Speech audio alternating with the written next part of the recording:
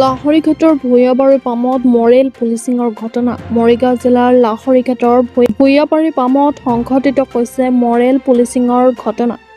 বিদ্যুতৰ খুঁটা দুই হাত বান্ধি ৰাজহুৱাকৈ মাৰধৰ কৰি তালিবানী শাস্তি দিছে এজন যুৱকক। অভিযোগ অনুসৰি বৃহস্পতিবাৰে এটা মুৰ্গী চুৰি কৰিছিল যুৱকজনে। মুৰ্গী চুৰি কৰাৰ অভিযোগত ৰাইজে কৰায়ত্ব কৰি বিদ্যুতৰ খুঁটাত বান্ধি এনেদৰে মাৰপিট কৰে যুৱকজনক। ৰাইজৰ তালিবানী শাস্তিৰ সন্মুখীন হোৱা যুৱকজনৰ নাম ওমৰ ফাৰুক বুলি জানিব পৰা গৈছে।